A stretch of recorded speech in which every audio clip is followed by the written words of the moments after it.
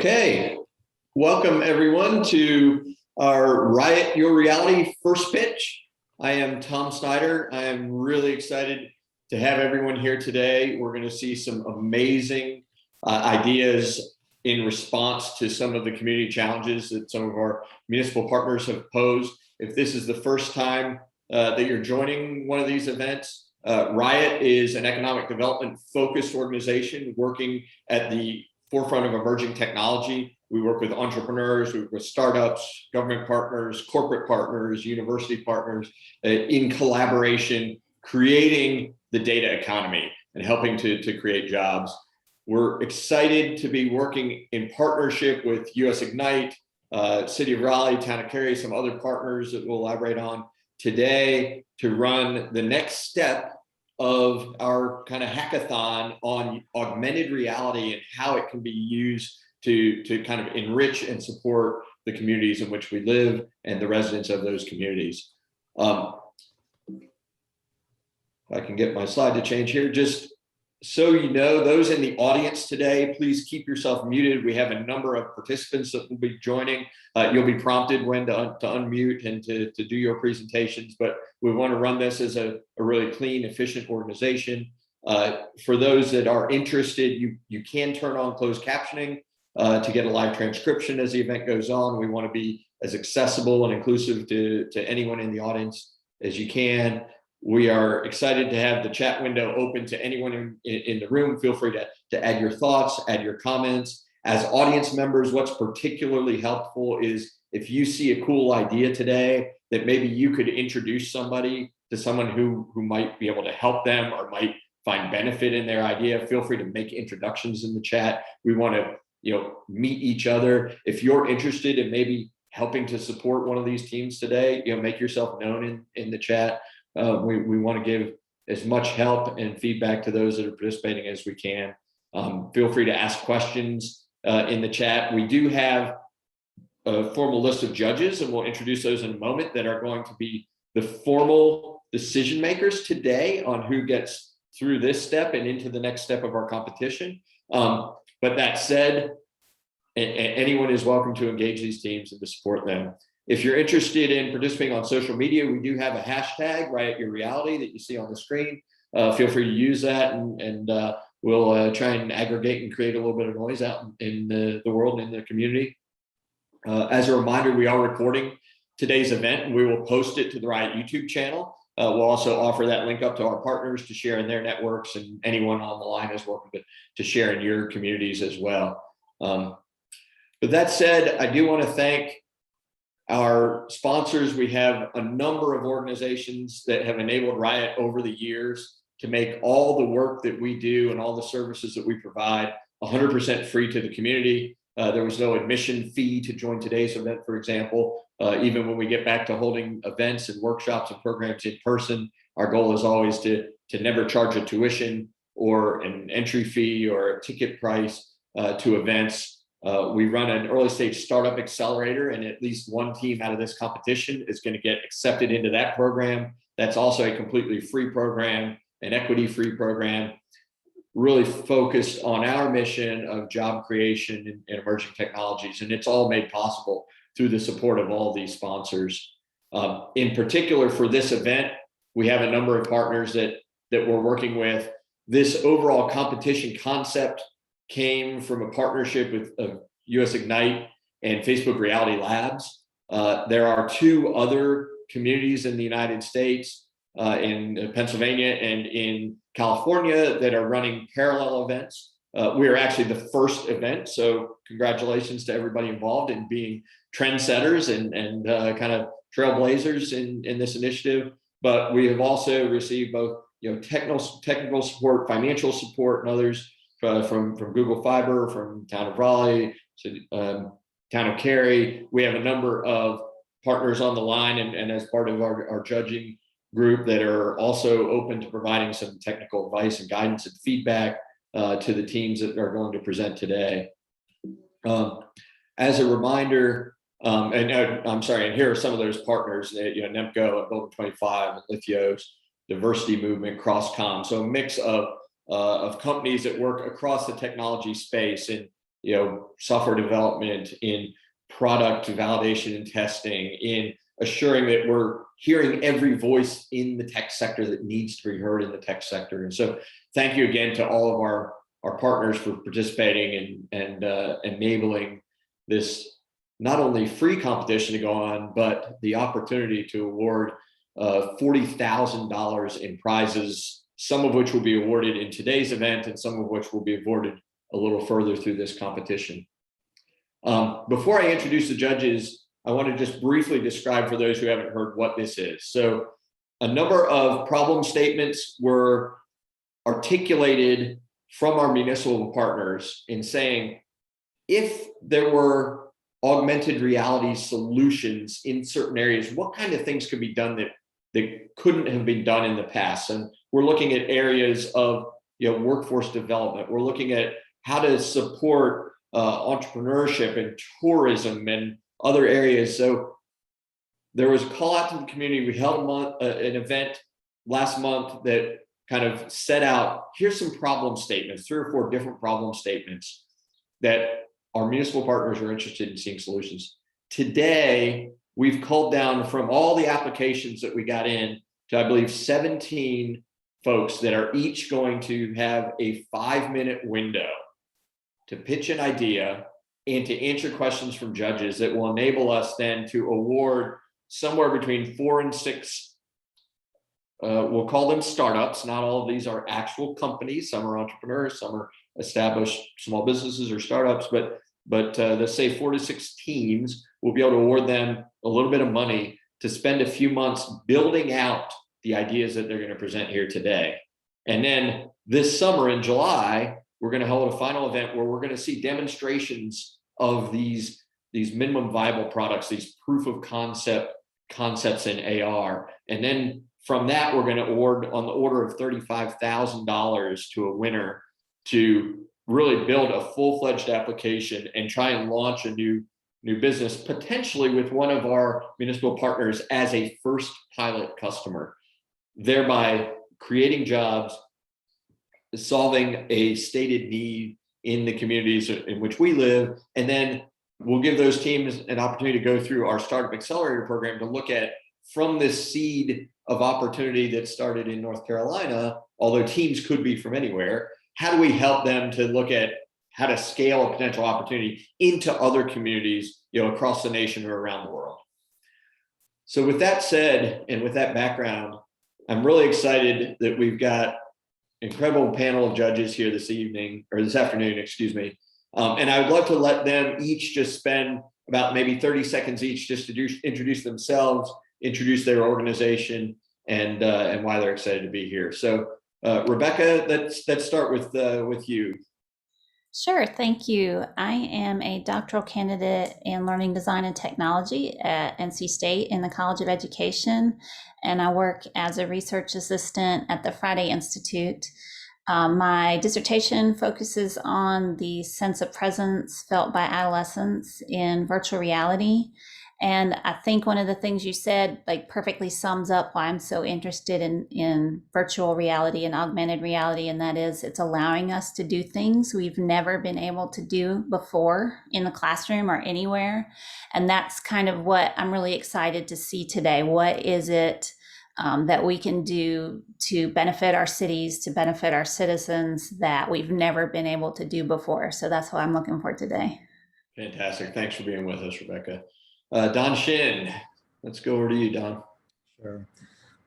Hey, everybody. My name is Don Shin. I'm the founder and CEO of CrossCom.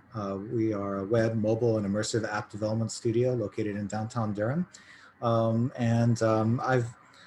been enamored with and leaned into technological innovation my entire adult life, and even in my childhood as well. And I think that in the past few years, I've grown increasingly excited about what augmented virtual reality and XR have the potential to do in the way of transforming how we work and live. And I've also been an entrepreneur ever since, running CrossCom ever since my undergrad days at Duke University. And so I'm always excited to see people being creative and people willing to take risks to see their dreams become a reality. So honored to be here. Fantastic. Thanks for joining us, Don. Jason, we'll go over to you next.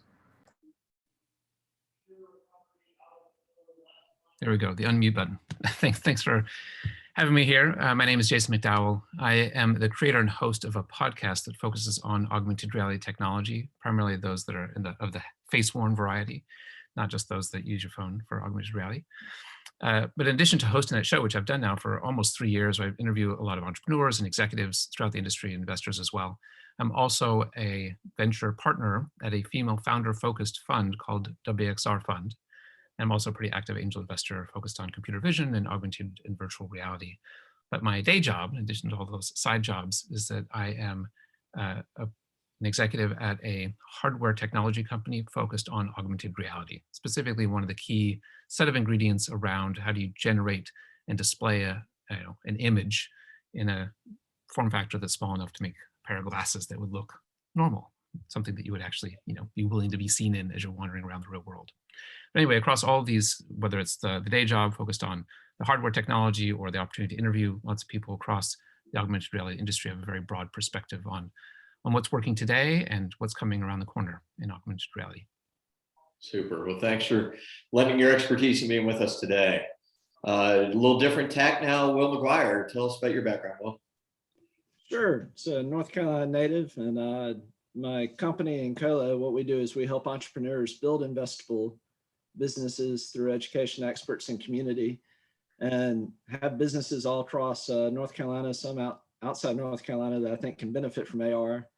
I think these are one of the reasons I'm interested in AR. I'm curious to see what's coming, but I'm looking forward to being here today.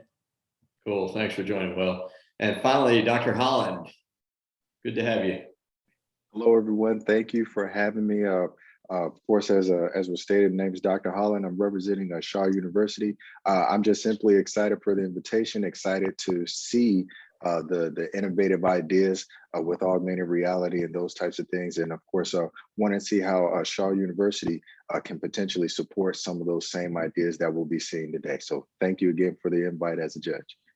Yeah, thanks for being here. So we got a great panel. We have academic and research excellence. We've got sources of funding. We have deep expertise in AR and in software development. So I think it'll be an interesting challenge to see who can impress the judges with such a diverse set of backgrounds and expertise. So thanks again for being here. With that said, here's the teams that are going to be presenting today. As I mentioned before, each has a 5-minute window. Most teams have been advised to try and spend about 3 minutes of that talking about themselves and their idea and why they are maybe the right idea to fund and help develop, and to leave at least 2 minutes of Q&A for the judges. Some teams may use a little bit less time in their presentation and get a little bit more Q&A. We'll see how it goes. I will be our official timekeeper. So I will just say up front, we're going to try and keep this moving along 5 minutes at a time. We'll take some time to get through these teams. So we don't want to run real long. And if I need to cut somebody off, I'll apologize up front. I'm not trying to cut anyone short or be rude, but we will want to keep this moving along. So that said, I'm going to stop my screen share and ask Ellipsa to be ready. And Blue Recruit, you're on deck after Ellipsa. So be ready. But Ellipsa, you can go ahead and take the screen. Okay. Can you see my screen okay? I can see it fine and we can hear you. So all right, go right ahead. Start it off. All right, hello everyone. My name is Jeff Kimmel. I'm the co-founder and CEO of Ellipsa, where our focus is on what we call approachable AI, enabling non-technical users to do more with their data. So we're in the midst of a continuous explosion of organizational data, creating a new digital economy. With connected devices expected to reach 75 billion by 2025, organizations and applications alike have focused on connecting, aggregating, and visualizing that data. They now look to capitalize by extracting insights through advanced analytics, such as machine learning, but they're struggling to do so. 70% of companies find it difficult to implement advanced technologies, primarily because the existing tools are geared towards those with technical expertise, creating a disconnect between those that know the data and those that know the data science. So our solution is what we call approachable AI. Ellipsa is a no-code machine learning platform, and our focus is on making AI easier to implement, easier to understand the results, and easier to access the insights in your existing applications and workflows. Ellipsa looks to solve the problem of why AI implementations fail by turning an organization's existing talent into AI talent. Our approach augments analytics by putting the data science directly in the hands of those that know their business data and use cases. We continue to build our platform to be as flexible as possible in order to enable a variety of different use cases. So users can build predictive models to find outliers, predict events and values, and detect objects and images, all with no code. Industries such as agriculture, manufacturing, smart buildings, and smart cities can now leverage their ever-growing data with limited technical expertise. Organizations benefit from the actionable insights, while employees benefit by expanding upon their analytic capabilities, enabling them to succeed in this new digital economy. So at Ellipsa, we're driven to make AI more approachable in order to expand the universe of those that can actually benefit from it. Thank you. All right, judges, we're going to open it to you, and I'm going to ask you just to, unmute and ask your questions as you go. This is Jason. Can you describe a specific use case example or two that you can imagine a customer would be able to accomplish using your tool? Sure. So industrial IoT is an area of focus for us, just given the growth and the amount of data. And one particular example would be predictive maintenance. So monitoring machines in a building, such as HVAC, or machines in the field, to analyze the data to look for outliers of predicting problems before they exist. So that would be one particular instance of an example. Other questions? Hello, Jeff. One quick question. How would your particular solution be different from other solutions that are already on the market? Yeah, that's a great question. And so our competitors of what's on the market would be kind of within the automated machine learning. And the key difference is those tools are really designed to make data scientists more efficient, and it still leaves out the data users. So our entire focus is on bringing it a layer lower to make the data users and really augment the business users to allow them to use this technology without the domain expertise of the domain data science.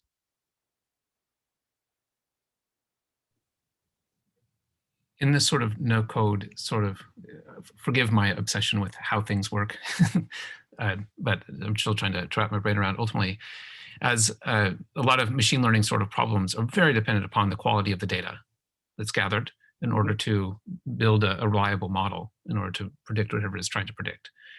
And so in the sort of examples you're anticipating, how important is it that the initial data used to train the model is very specific to that particular company, their specific set of equipment, that sort of thing? Yeah, so it is important, and there's two ways that we tackle that. One is through templates of taking the data and cleansing it to get it into the format necessary for, say, machine learning. But really the key is in our approach and our user, because the whole thing with why these AI projects fail is it's the disconnect between those that know the data and those that know the science. And so to that point, the people working on this data every day, let's use an HVAC example of a predictive maintenance, just as an example. The person who's working on the HVAC is going to know that temperature in the room, temperature coming into the unit, out of the unit, RPMs of the motor. It's taking the domain expertise of the users in the field, say, and allowing them through our automated approach to apply it to a machine learning model is what allows for that kind of prepping the data to be successful. Thank you. Is there time for any more questions, or do we have to move on?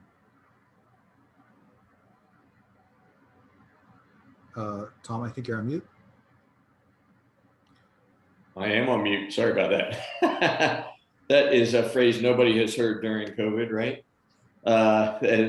So yes, we're right on time. Great job by the Ellipsa team, and we'll move on to Blue Recruit. The stage is yours, and Mashup is on deck.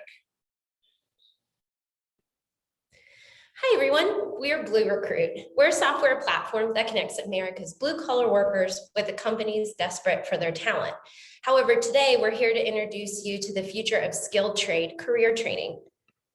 My name is Gina Camacho, and I'm fortunate to be a co-founder on this awesome team. I've worked in customer success and product management for the last 10 years. And my co-founders are Rich, our CEO, and Matt, who leads sales and partnerships. Our core business is to match skilled trade workers with companies looking for their talent. We match based on experiences, certifications, and licenses versus the outdated model of posting a job and relying on keyword searches and sponsored ads to find resumes. Since launching in 2020 and now having over 10,000 workers on our platform, we regularly see the desire for our job seekers to not only get a job, but to also grow their current set of skills and career.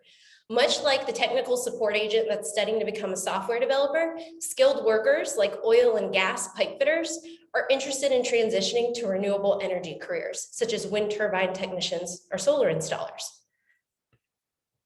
Unfortunately, this career transition is far more complex than you might think. It takes a new solar installer a full year of on-the-job training before he or she is capable of sitting for the NAV CEP, which is the nation's most recognized solar installer certification.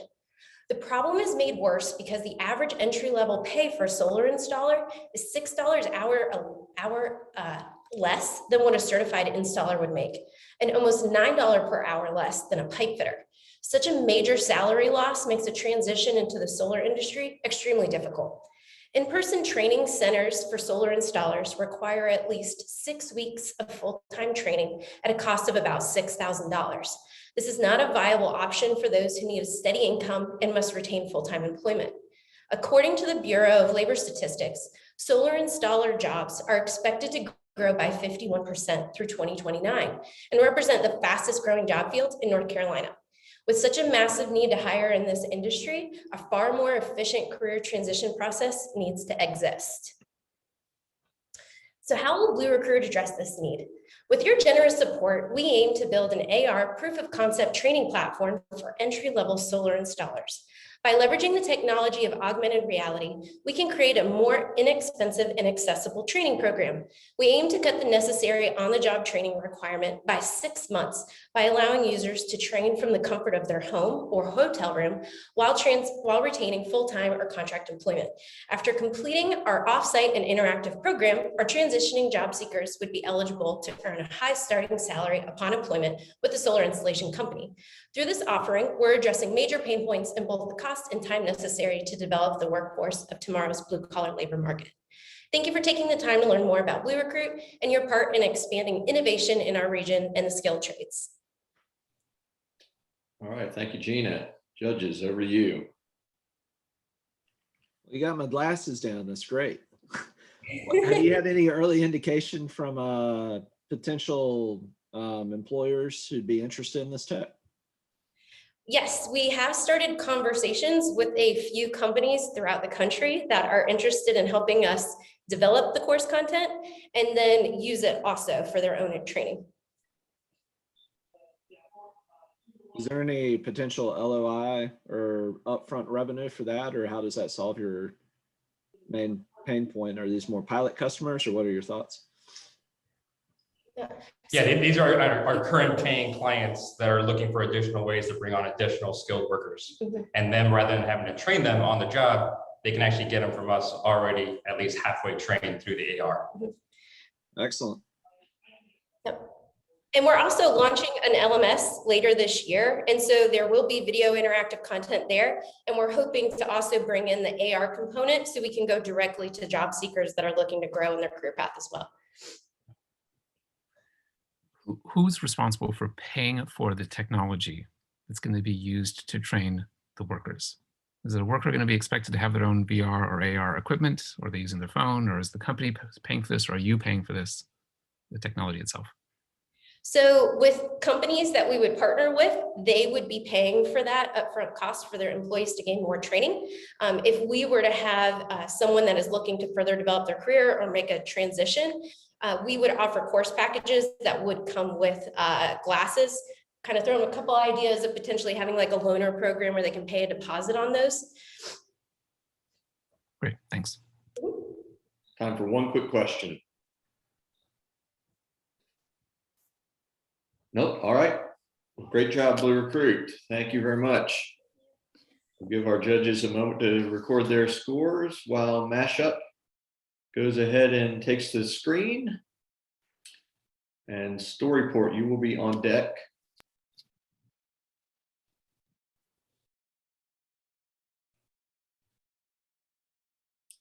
All right.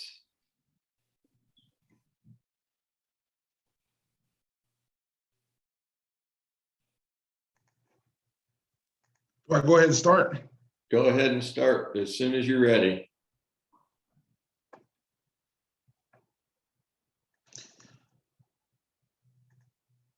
So Mashup is a company that's merging several different industries together into one platform. It's taking restaurants, caterers, food trucks, and finding a platform to merge them in open, citywide open spaces with the software, with the citizens and public officials. How it's doing so is by utilizing these large 45-foot buses. We've recently purchased 3 of the buses to be outfitted with equipment. The hurdle that people are facing right now, there's auxiliary kitchens and commissary kitchens. They're located in several different areas, but no one has taken the actual bus to make it the actual site for commissary use.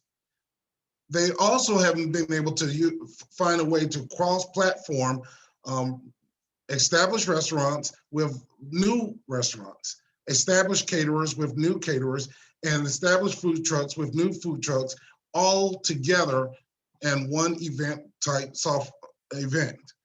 What we plan on using is the city parks, specifically ones that aren't in use or not as usable friendly as before as the larger ones. And we set up tables, chairs, and tent. The software, what it does is it's going to merge like open table with a POS system, with event software, with customer relation management.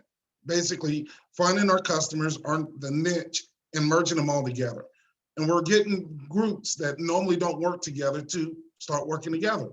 As we know, the industry has suffered, the restaurant industry has suffered alarming rates of closure based on the COVID. But if we utilize this open software, we can get some established restaurants working together with newer restaurants and basically creating a camaraderie between spaces. There's pros and cons to to having a restaurant, to having a food truck, to being a caterer. But what we're planning on doing will be more prosperous because it will add for more people, more locations, and more awareness. It will be more inclusive because all can come, and the price points for the food will be the different scales.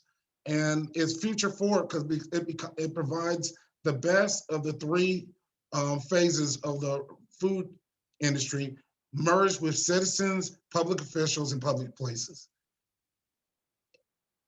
And I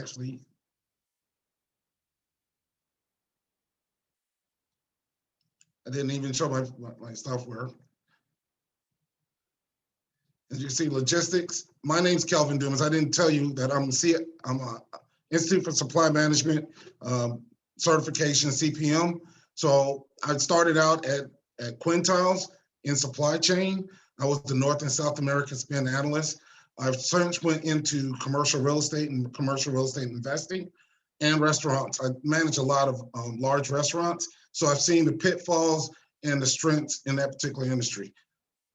Now, with that being said, I want to leave some moments for questions. So I'm open for questions. All right, thank you, Kelvin. Kelvin, could you briefly go over a little bit more into the business model, how you plan to generate revenue, and go a little bit more into the use of AR specifically? Well, to generate revenue, the first thing is we're using a percentage-based rent, which is familiar in the commercial real estate, where we bring all of the collectives together, and whatever business is generated is a percentage is taken off the top for each one of those particular businesses. The way the software, we're looking at merging the open table concept for restaurants where people can book a restaurant seat, and we're merging that with event software and ticketing and POS system.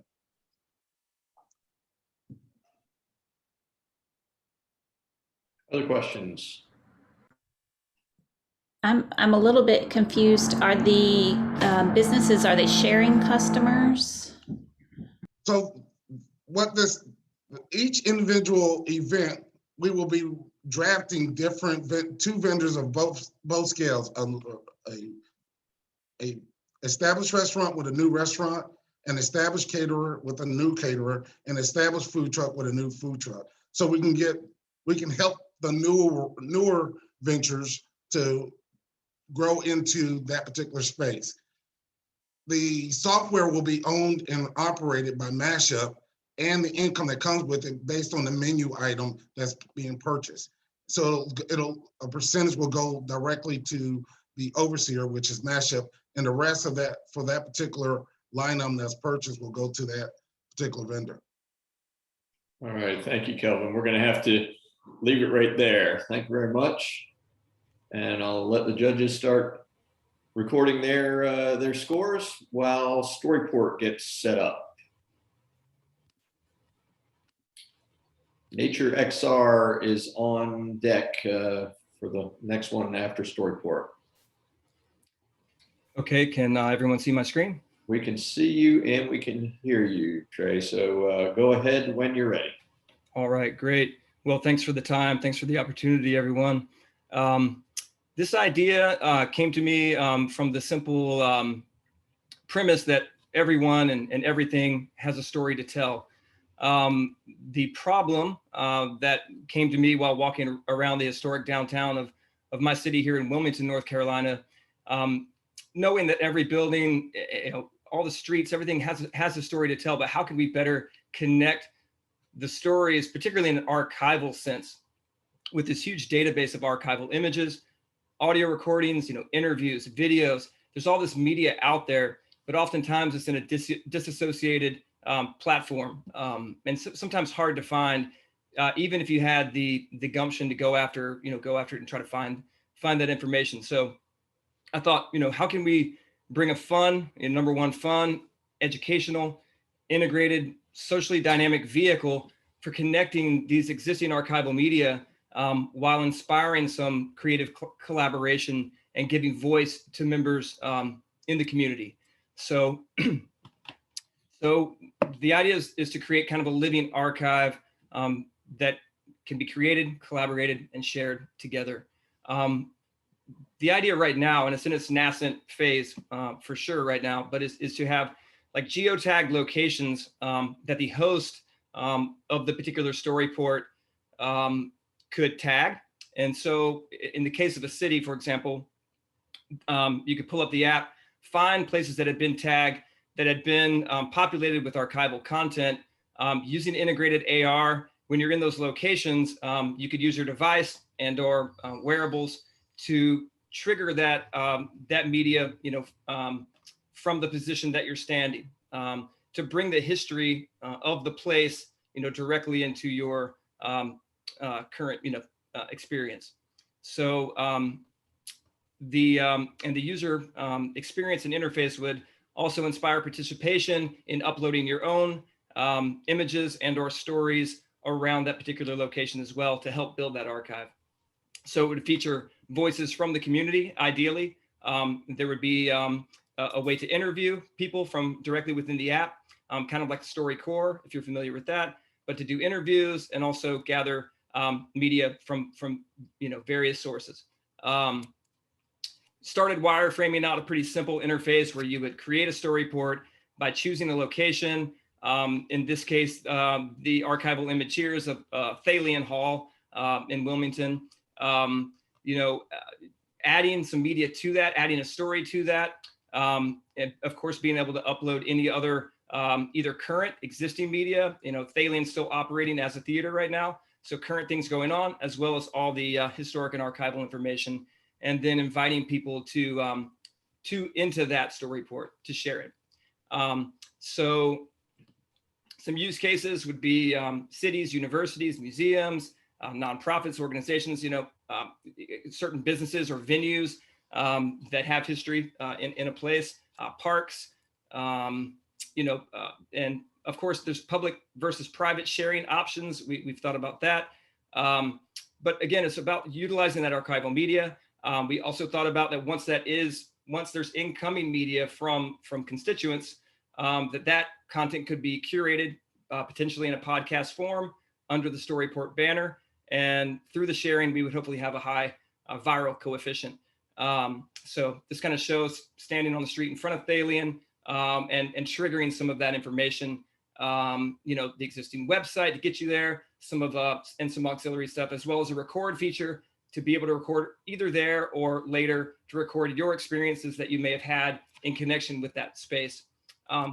Let's see. So anyway, I have created an app before this, and it is live on the App Store. We have a pretty solid team with my co-founder, Marcus Lewis, who's the CTO and heads up SMG Mobile here in Wilmington, and Janice, our graphic designer. So that's it. Thanks so much. Thank you, Trey. Great presentation. We've got about 30 seconds for a couple of quick questions. If anyone wants to jump in. Sorry, I went too long. What do you imagine the revenue model will be? Right now, I see it as being an initial setup fee. It depends on the vertical, Don, but if it's a city who wanted to implement this, there'd be a hosting and setup fee, and then a storage-based model for how much we're housing in terms of those various media components for them. If it's a business or an organization, it could be a kind of the freemium model, right? Where you come in, you get started, and then there's basically a limit on storage of what can be hosted, and then kind of go from there. A quick follow-up on Jason's question. So would it be actual like businesses and institutions for which media is associated with, or are there ways that people could upload media that's not associated with any particular institution, but associated with a location, but still taking up space on your servers? Sure, and I see that there could also be an avenue for even a family unit or a group of people, and it could just be around the stories and the archival media just within their particular family unit, and it could expand out. I'm kind of going from the big scale of a city level, down, but so hopefully that answers your question. And we'll have to stop there. I think that did. Thank you, Trey. And next up is Nature XR. If you want to go ahead and set up while our judges are recording their scores for that past presentation.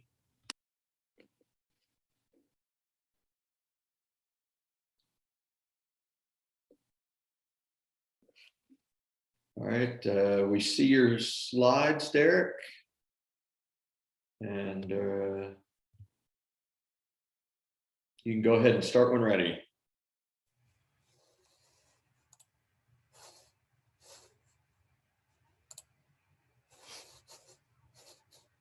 I think my slides went away. The slides just went away. They were here a moment ago. We can hear you fine now. All right. Go for it. So my name is Derek Allen Rowe, and I'm a immersive media maker. I've been doing this for about 5 or 6 years now. Right now, I'm representing Nature XR. It's a nature and technology R&D collective. We got started when I partnered with a nonprofit about a year ago. We gained a lot of support through an EPIC mega grant to create scientifically certified digital nature for virtual and augmented simulations, things like climate change and forest management and things like that. And when I was looking at the premise of this competition, thinking of these services and the workforce development, I was like, man, these are the kind of hard questions we have to ask in AR. Like, how are we really going to make a difference in this world and with these problems? And, I've been asking those questions for years with nature.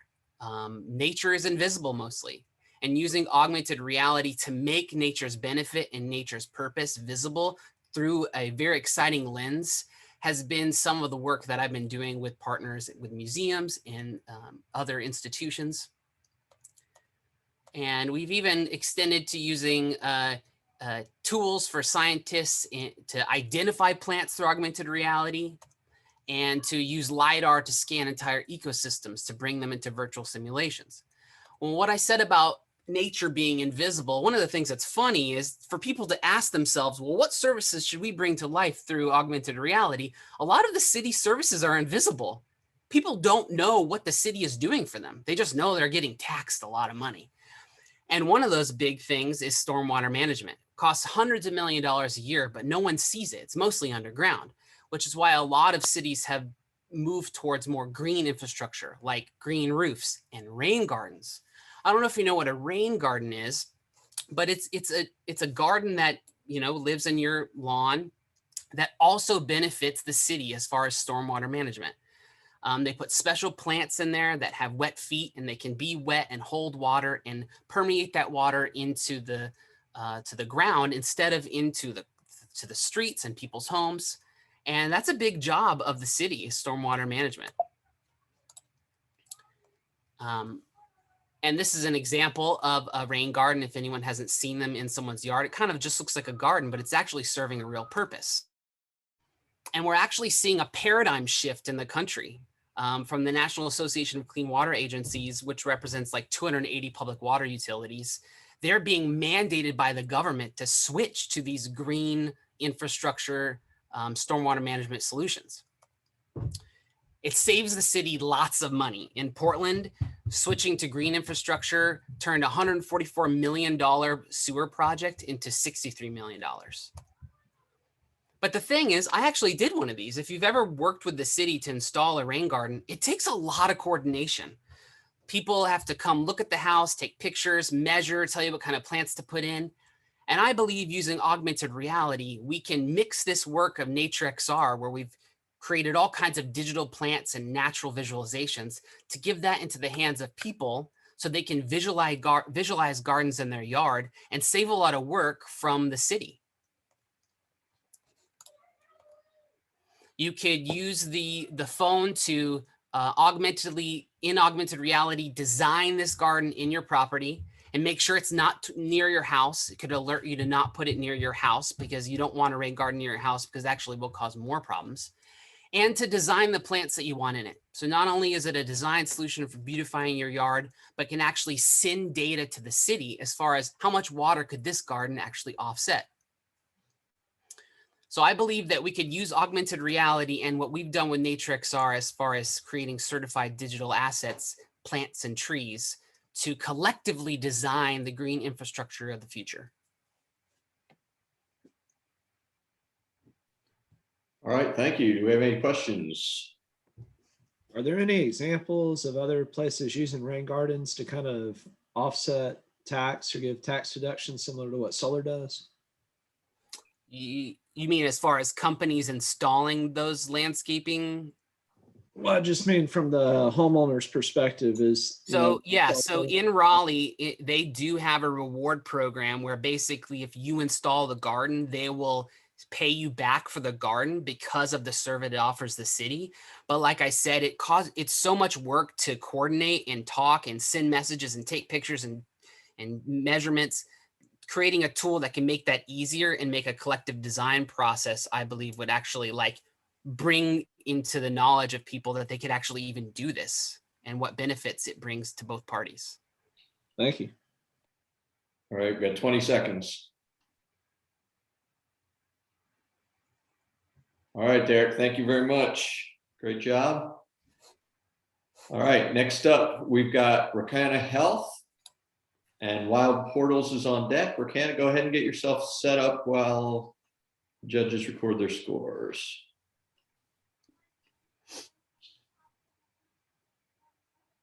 All right, and if you're ready, you can go ahead and begin.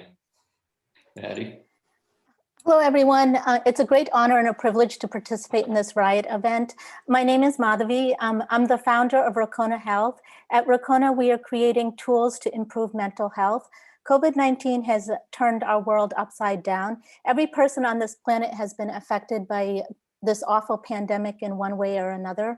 According to the Center for Disease Control, the prevalence of anxiety is 3 times, and the prevalence of depression is 4 times of what it had been in 2019. Children, college students, our working class, and our elderly have had to adapt in multiple ways. However, we are struggling to cope.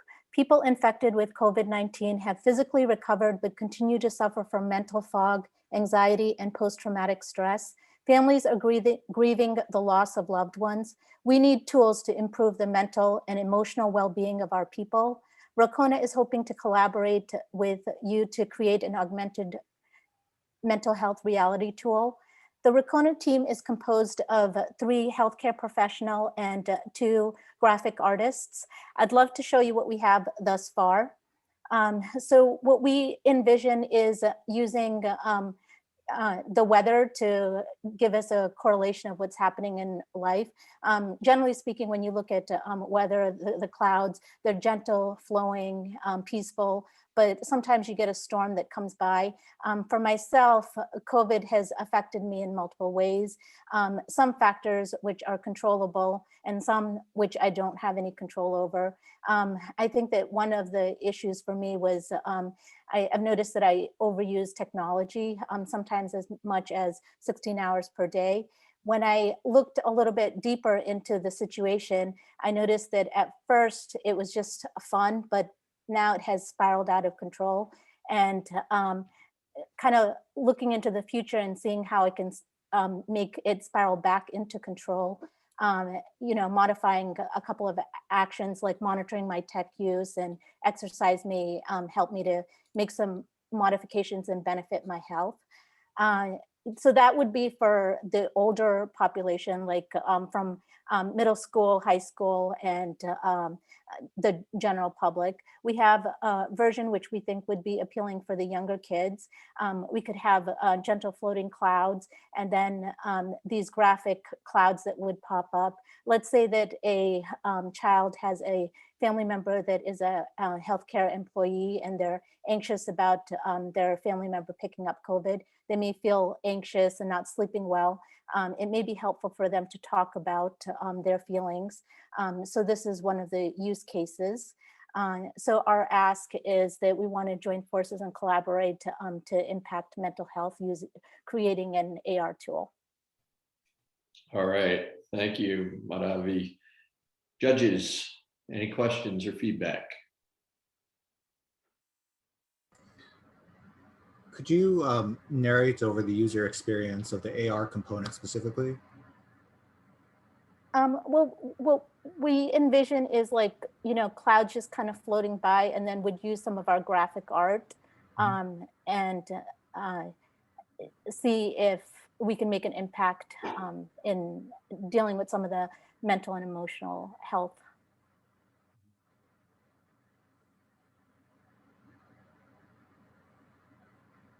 As you envision this experience, is there an assessment component that's also envisioned, or is it just about visualizing? Walk me through, I guess, that side of it. Well, I think that it would be helpful to improve communication. Sometimes we don't talk about our feelings, and the tool may be able to kind of bring out some of the feelings that are coming across. A parent may use this tool along with their kids, or it could also be used in the healthcare setting. And we're still kind of in the ideation stage. So in the future, I work in healthcare, but in the future, I could envision a healthcare professional using augmented reality to kind of help bring out some of those feelings, because sometimes it's hard to talk about your feelings. Yeah, great, thank you. All right, we have about time for one quick question. I'm assuming that there's an element of tracking and that sort of thing of those feelings and what have you. And asking or saying that, what is the specific differentiator as it relates to other similar concepts on the market? I think that in terms of healthcare using augmented reality tools, we're still kind of early on. And this would be another format where we could try to engage with young people. We just need more tools, and I think that this could certainly impact a certain amount of the population. All right, thank you, Madhavi. With that, I'm going to ask Wild Portals to go ahead and set up.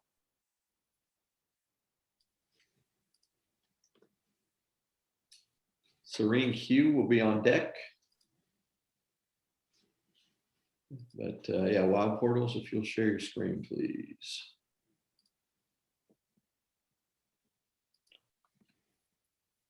All right. Okay. We can see you. Go ahead and begin when you're ready. Hello, RIoT, Raleigh, Cary, and competing teams. My name's Tony Wald, and my team is called Wald Portals. We're an augmented reality startup focusing on large-scale solutions that bring interactive experiences to the community. Our project is called an unconventional reality, and our solution focuses on the Raleigh Convention Center and its guests, with an entire second layer of reality existing within the walls and space of the convention center that can also be monetized as a source of future revenue. So what is it exactly? Our submission would be a series of 10 augmented experiences that would tell the story of Raleigh and its history, including its namesake as the City of Oaks. Each experience would build off a sequence that walked visitors through Raleigh's charter in 1792 to present day, exploring highlights over its rich 229-year history. Because the experiences are created and uploaded online, the ability to change out or update effects would be done seamlessly remotely. So how does it work? The back end is complex, but the front end is incredibly simple. Using a smartphone, visitors open their camera and place it over a QR code or NFC token, activating the augmented reality experience that can be viewed, saved, and shared directly through social media platforms. How does it benefit the community? Ultimately, our concept blends art and tech to greatly benefit the community by enriching the city residents with local culture, history, and knowledge. The experience doubles as a social media campaign blitz and would also be available on the Raleigh Convention Center Instagram page for visitors to interact with at any time, and could be also released as a promotional series along a 10-week debut schedule. This would then be expanded out to include brand and sponsorship deals for organizations renting out the center, and a big activation promotion for any technology conferences. The final vision would be another technology first for the Triangle. So this is not just a project, but a partnership to us, hopefully, where we've already preemptively purchased the virtual real estate that is the Raleigh Convention Center using the ERC 721 smart contract on the Superworld platform, or what is more commonly referred to as an NFT. This final component allows us to own the virtual coordinates of the space on the Ethereum blockchain and more, and will actually allow the City of Raleigh to now experiment with the NFT and blockchain space, fully controlling and monetizing the virtual real estate within the convention center. Thank you. All right, thank you. Any questions?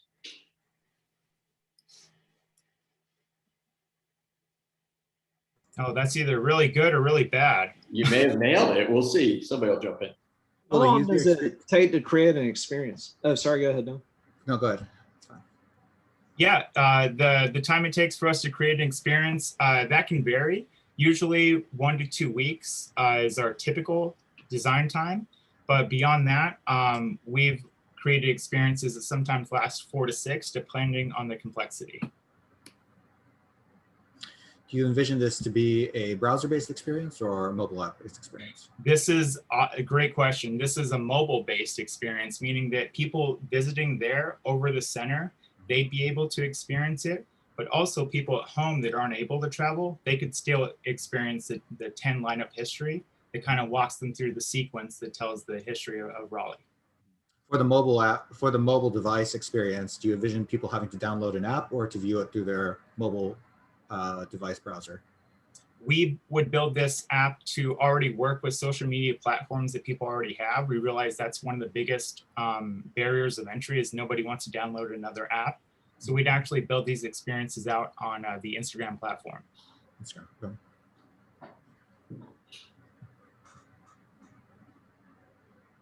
If I could add in there too, any social platform. So Instagram, Facebook, Snapchat, we'd build them for all of them and get everything rolling. All right, going twice. Any last question? How does the NFT on Superworld affect the quality experience from a user's perspective? Excellent question. So Superworld, this is in the future for us. So like I said, we want to really build out this, turn this project into a partnership where now that that real estate plot has been owned and purchased, the NFT coordinates space have been bought. So when it expands out to the other blockchain components, that space will already be owned. It's like going to a domain name and trying to buy, RaleighConventionCenter.com. Whatever registrar you go to, the domain isn't going to be available if it's already been bought. So we preemptively purchased it using Ethereum and MetaMask. So our plan is to work with Raleigh and the Convention Center in the future to expand out those experiences and build along as the technology becomes available. Thank you. All right. Thank you very much. Great presentation. Cyrene Q, you're up next. If you want to go ahead and get started, we'll give our judges a moment to record their scores. You hear me all right? And hear you great. We can Great. see your slides. Awesome. And you can you may start when you're ready. Okay. Hi, I'm Cyrene, and my pitch is learning through augmented reality. So let's talk about the problem first. Decreased success during remote learning. Even beyond this pandemic, virtual learning is here to stay. Having a remote learning option is going to be important to have. Last year in 2020, virtual learning had a massive test run, but unfortunately, it just wasn't successful. Students were not engaged. So the question is, how do we create an engaging virtual learning environment in any home? And here's my solution. Let's bring the classroom activities at home through augmented reality and social media. My solution is to create an app or website called Extra Credit, where students will be able to access augmented reality learning tools to aid in their lessons. But we're not just going to hand them a bunch of AR tools and expect students to play with it on their own.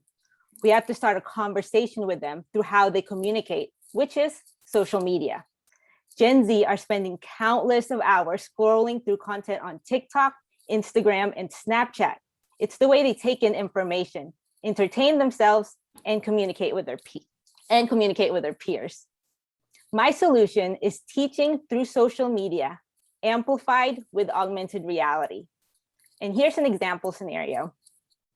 A teacher creates a 10-second video asking students to say one fact about their favorite painting. The students find a painting in augmented reality and create a video response. Students can browse, comment, and learn not only from their teacher, but also through their peers.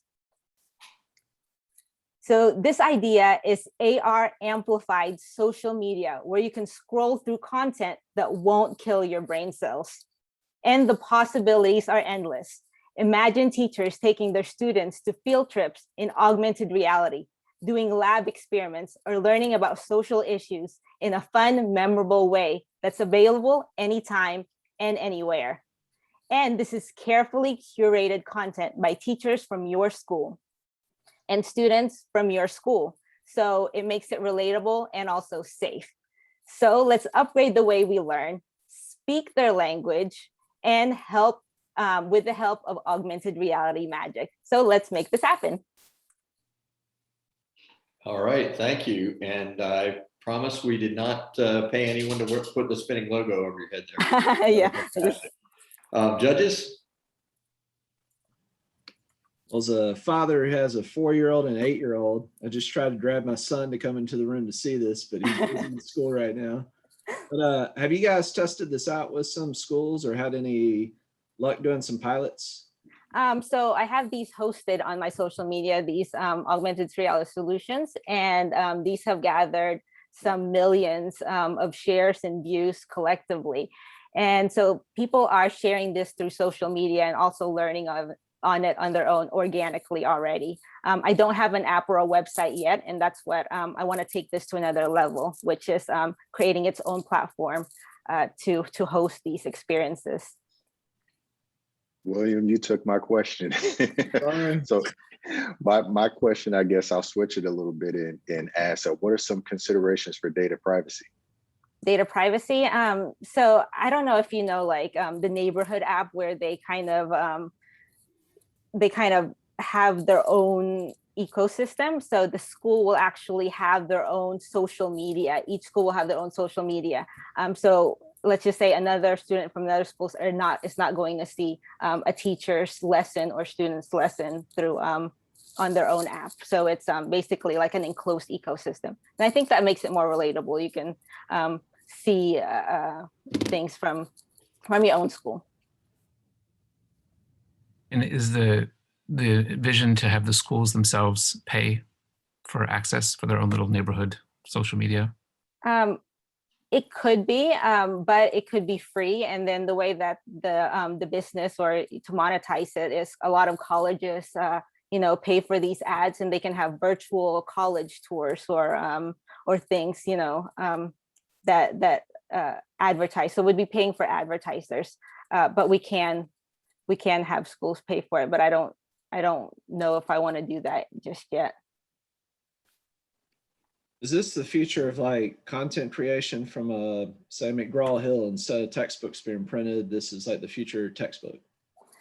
Yes, I mean, like, kind of, but I think this is more of in a social media environment. Like, I've seen a lot of competitors where they have, passively looking at augmented reality. And what this one does is not just textbook augmented reality, but it creates a conversation. And that's what social media does. Creates a conversation. Students can add their own story while using, these augmented reality effects, and create like a memeable learning environment.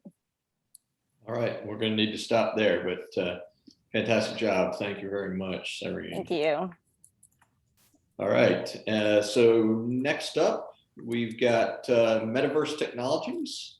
If you want to go ahead and set up, please.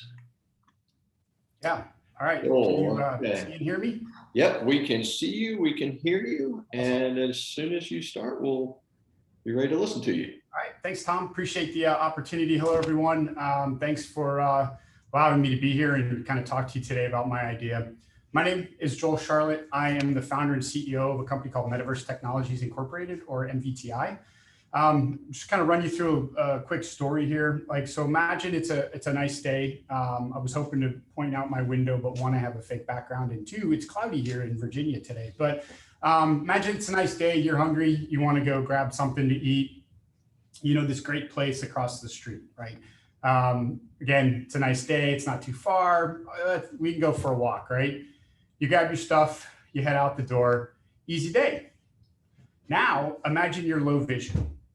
Same thing, you're hungry, the same great place, you grab your stuff kind of the same way your colleague did there, or your counterpart did. You get ready, head out the door, you walk the same path as your fully sighted counterpart. Now you get to the same intersection, and it's no longer an easy day. For a low vision person, the simple task of crossing a street really becomes simply complex. Why? Because as you know, the world is a visual place, right? So we're crossing the street is a visually oriented task. And it's one that can become quickly overwhelming when you can't process all the visual cues that you have that help you cross the street. So you wonder, am I at the right street corner? Am I crossing the right street? You hear a beeping signal for the crosswalk, you hear traffic, you hear other people. Is it safe to cross the street? Is there enough time to cross the street? Are there obstacles in the way? These are things you don't know. And with every question, you feel less confident in yourself. Your independence erodes over time as you rely on your friends and family to help you navigate outdoors. Essentially, you lose mobility, and ultimately, you lose personal freedom.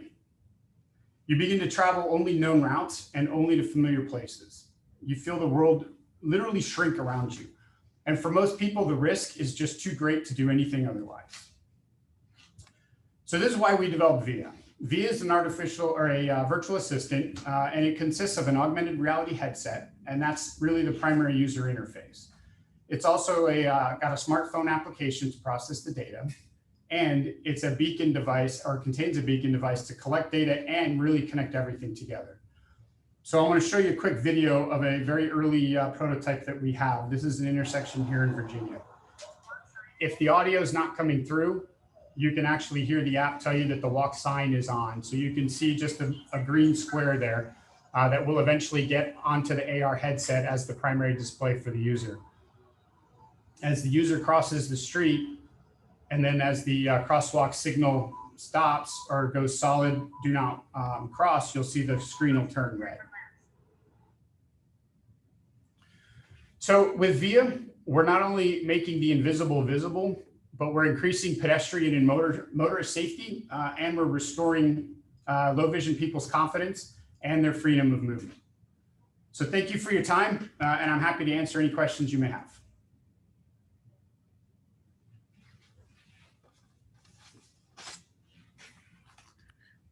Joel, what is the reliability or the confidence level of being able to get the signaling right? So right now, my confidence level is pretty high. And the reason for that is because we're using an API from Virginia VDOT, so the Virginia Department of Transportation. So it's data that's coming right off of the traffic signal, and then we're accessing it directly through the API. Over time, I want to switch that so that we're using computer vision from the AR device, but for now it's an API. Does that require the beacon? Where does the beacon come in? So currently it does not require the beacon. However, as I add functionality to the device to include locating the user within the crosswalk, as well as being able to add some of that artificial intelligence in later to include, if I can locate the user within a crosswalk, I can tell how fast they're walking, and I can tell how much longer I need that crosswalk signal to stay on, for example, and we can potentially extend the crosswalk signal as well. I'll connect with you afterward. I have a suggested better alternative solution that will be a lot cheaper and more scalable for locating at that level of precision. Awesome, I appreciate that. Time for one more quick question. All right, we'll hold it there. Good luck, Joel. We'll make sure that you're able to connect afterwards if you don't have the contact information. Great. Thanks, everyone. Thank you. All right, Sport It Solution is next. Or maybe it's Sport IT Solution. I'm not sure. You'll let us know. If you'll go ahead and set up, please. Can you hear me, guys? We can hear you. Can you see the screen? We can see it if you'll put it in presentation mode, Ramsey. Yes, sir. All right. The floor is yours. Yo, athlete, focus on your drills. We'll take care of the rest. Connection, time, money, and accurate data has been always challenging for amateur, unregistered, and youth athletes in their way to the professional level. In order for an amateur athlete to make it to the top, they need to have a budget to pay for trips, events, sport camps, agent costs, and medical expenses. It's also complicated to connect with the right people. Besides training, athletes need to deal with marketing, search for recruiters, sponsors, and have secure income to pay for all of that. My name is Ramzi Nasri, and I'm a sport technology entrepreneur. Using augmented reality, our solution will provide an analytical experience for athletes and their networks to improve, track, and share the athlete's performance physically, technically, and psychologically. The system will keep track of the athlete's data performance and provides insights on how the athlete can improve and avoid injuries. On the other side of our solution, we will provide a web platform where athletes and their network connect and share the performance metrics that we tracked using the augmented reality technology. Our web platform will provide connections with sponsors, recruiters, coaches, physical therapists, doctors, and sport organizations. Worldwide, we have a total of 2 billion athletes. 30 million of them are professional. We'll be focusing on the unregistered, amateur, and youth athletes, which are a total market of 1.97 billion. Thank you for your attention. All right, thank you. And we'll open to the question and answers. One of the things I was thinking about while you were talking was the difference between those who would be interested in becoming a professional athlete versus amateurs who might be interested in using something like this. What do you think would be the difference, or how different would the different tracks be if I'm an amateur interested in using this product? What would be the difference between me and someone who would be a professional or on a professional track?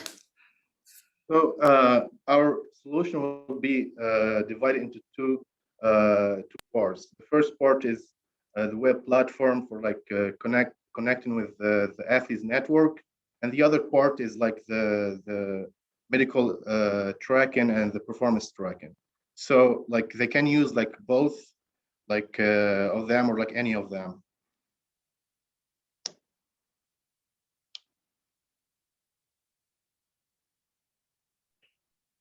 Any other questions?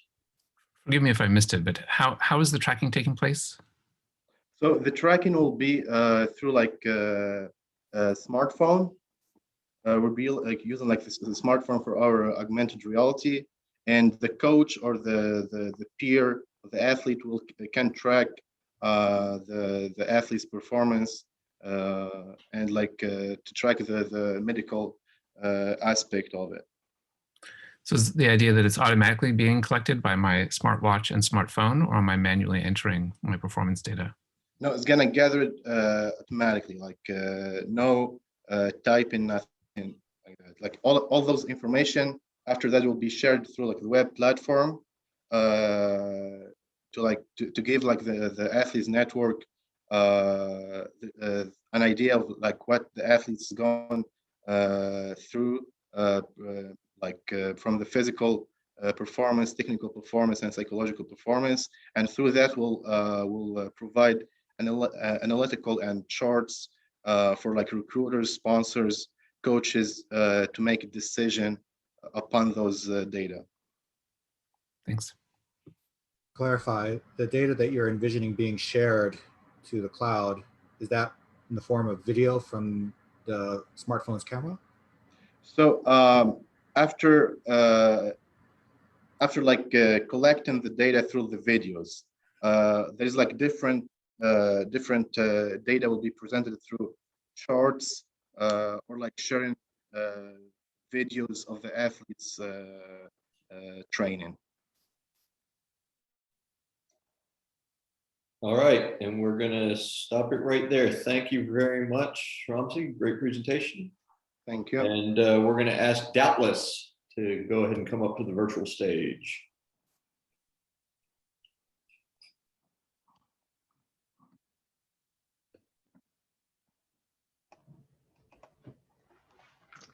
All right, Olivia, we see your deck. As soon as we can hear you, you are welcome to begin. Can you hear me? I can hear you, yes. Okay. Okay, cool. All right.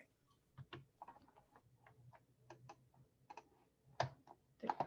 Raleigh, which was founded in 1792 as the new capital of North Carolina, is the perfect launch site for the Doubtless prototype, Our Town Raleigh, a mobile game that turns history into an exciting modern exploration. Designed to make learning history appealing to a variety of ages and physical abilities, Our Town Raleigh is the perfect activity for both tourists and students alike. Using the R Line, a free public bus in downtown Raleigh, Our Town Raleigh will take its users on a story walk through the city's history. Our Town Raleigh will share stories of a forgotten and unseen Raleigh while informing people of the many events and activities that occur at the convention center, as well as promoting the many shops and restaurants downtown has to offer. Our Town Raleigh will engage its users in an interactive story walk. As a starting point for our prototype, Our Town Raleigh will focus on the areas surrounding the R Line bus route, starting at the convention center, also including Shaw University. Using a geolocating map feature, Our Town Raleigh will direct its users to the many story walk locations, telling the user when to ride the R Line, when to walk, when to stop, and what places are nearby to shop, dine, or relax. Using AR, Our Town Raleigh will take its users back in time, sharing stories of old, showing them how Raleigh used to look, and at certain locations, why the look changed or why it stayed the same. Our prototype has the ability to cause an economic impact, not only for the convention center, but the city as well. And by sharing the history of others, equity and inclusion is also possible. We believe that understanding the history of others causes us to understand them, in turn causing us to correct our own biases and misunderstandings. We hope to eventually have Our Town Raleigh work in collaboration with local businesses to create missions, scavenger hunts, themed story walks, such as First Night Yesterday, Raleigh Eats, Takeout Thursday, and Museum Mania. We hope that by using our app, businesses will be promoted, events will be attended, and stories will be shared. Raleigh, it's our town, so let's enjoy it. My name is Olivia Cleveland, and I thank you for the opportunity to pitch. So, Thank you, Olivia. Judges.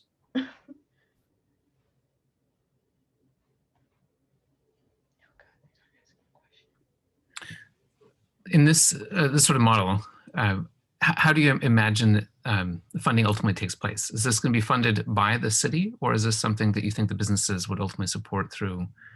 I think the businesses would ultimately support it, but I was hoping that once I got this prototype off the ground and out to the public, that I could work with the city as a partner.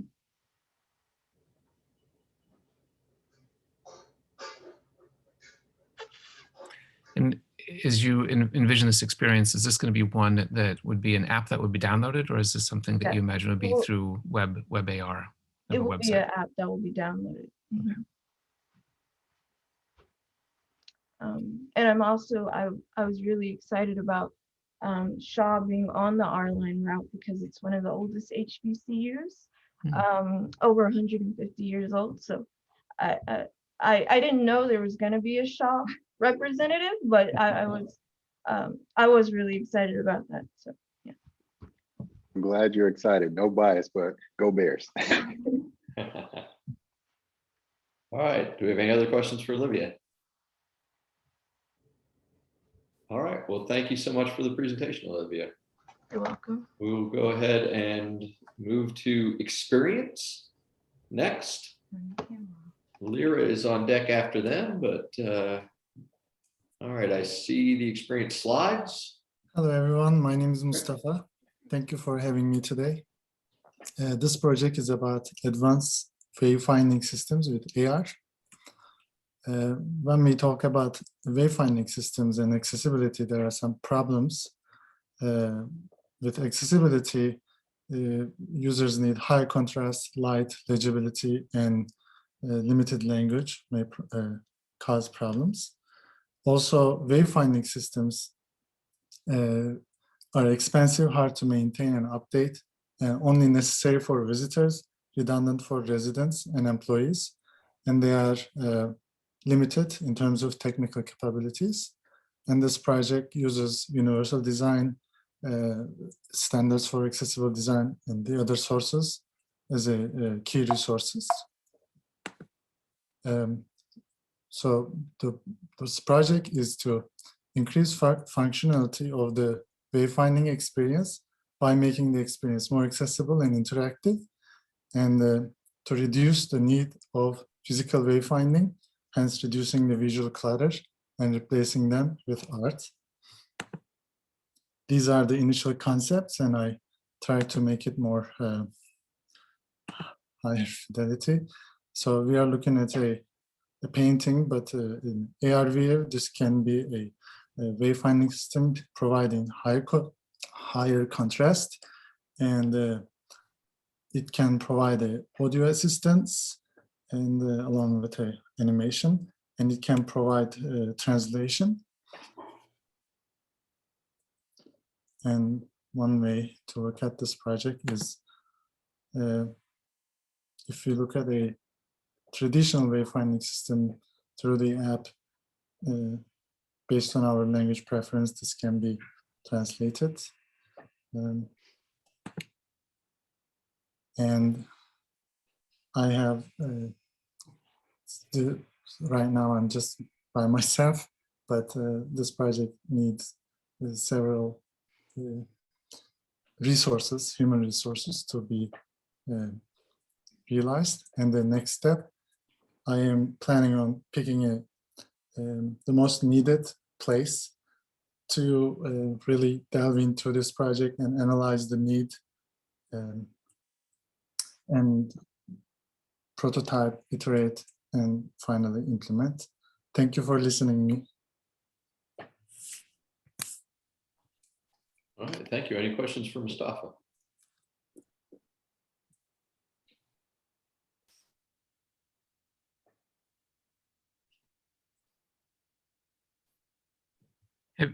Mustafa, have you thought through the revenue model, the business side of this? Or is this more about the research and really understanding and improving wayfinding?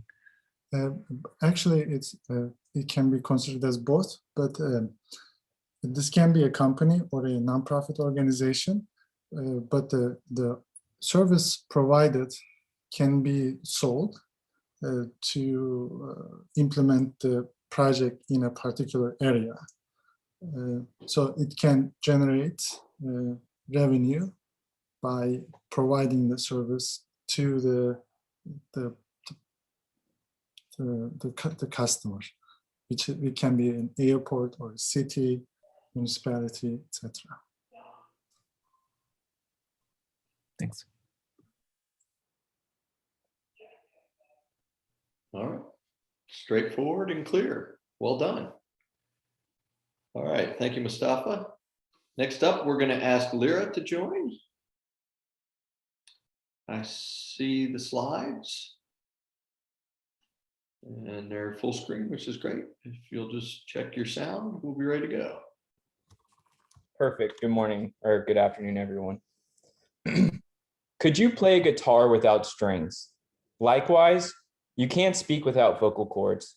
I'm Andrew Prince, head and neck surgeon resident and co-founder of Lyra.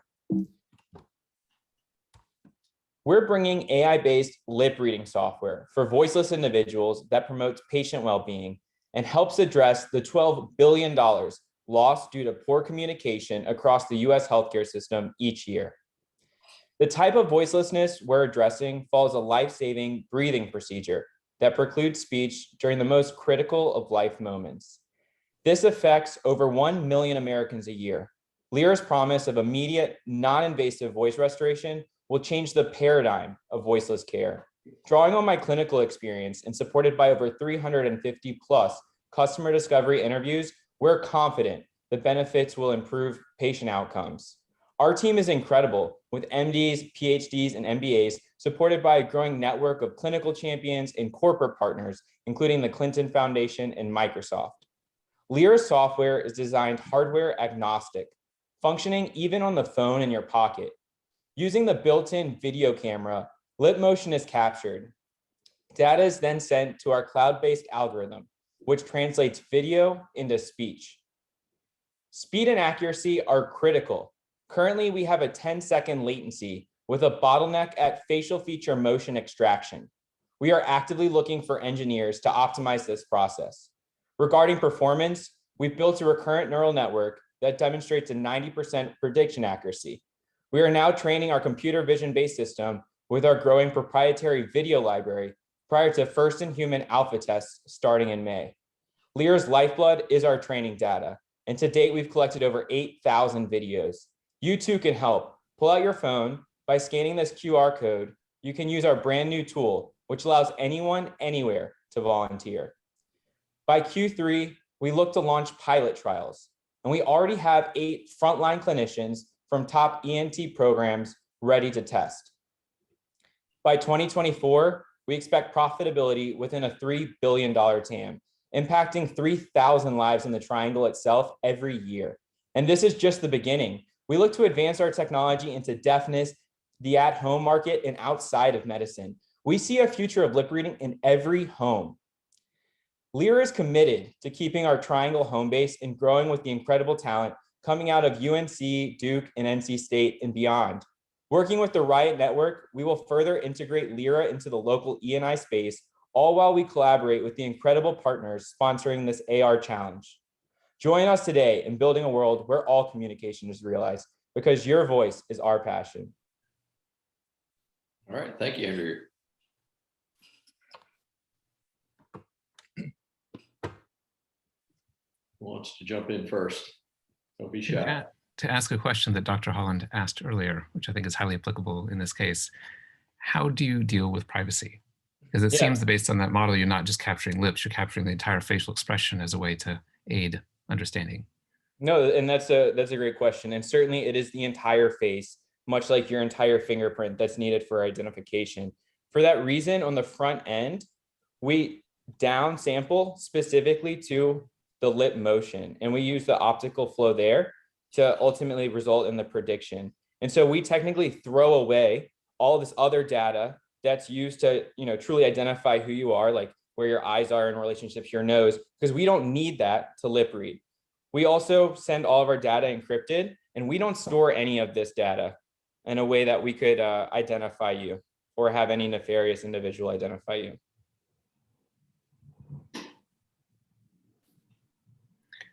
How far do you need to get this algorithm before you can do the trial? Like what's standing between, why can't you start the trials today? Why is Q3 the milestone? Q3 is the milestone because between us starting the trial, we have an alpha and beta testing process. Alpha testing solely to optimize how we're lip reading in real life. So that's to say, using guided machine learning principles, we have a training and a test database that uses these indexed videos. So I'm saying that in the alpha testing, we're going to have to lip read on a live person rather than an indexed video file first. Then through the beta testing process, we'll go into the clinic and start working with the patients that I work with every day. That's where we'll see and make sure that they can actually use our front end GUI, the graphical user interface, in a streamlined manner, so it can easily integrate into their clinical life, in the recovery period and make the effect we want it to make. That's when we'll start the trials, and we'll ship it off to be, evaluated through these third parties independently. But even those trials, we'll be discussing with them on a bi-weekly basis to get further feedback to guide additional optimization. All right, we're at time. So thank you much. Great questions, good answers. We will move on now to Engage Art. We're getting pretty close to the finish line, 4 presentations to go. We can see your slides. Can you see it?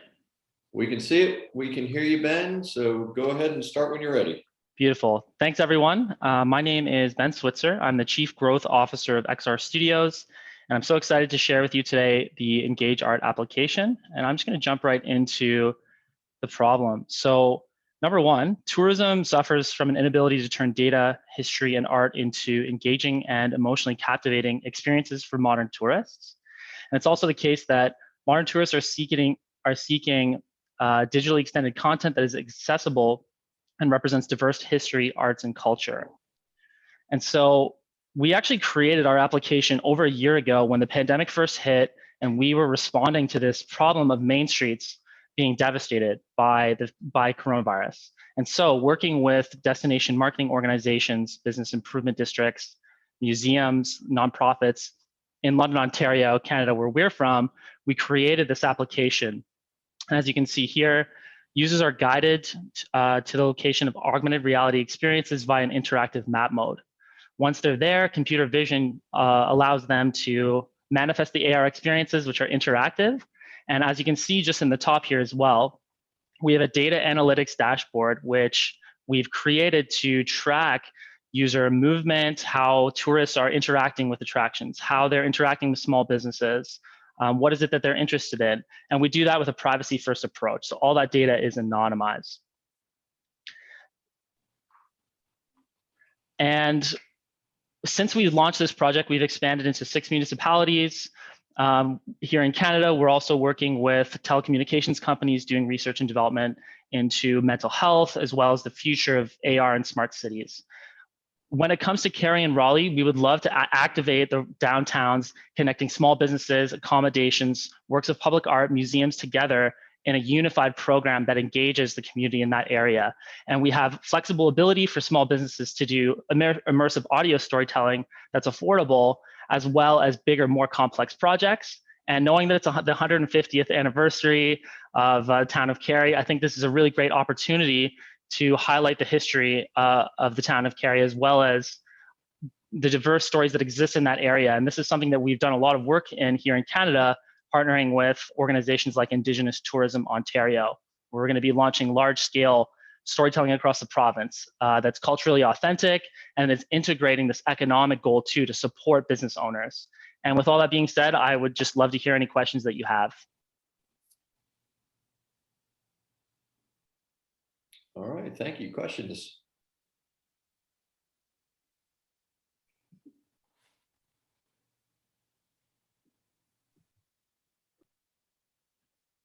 Don't tell me Ben nailed it so well that everyone understands exactly every aspect of this.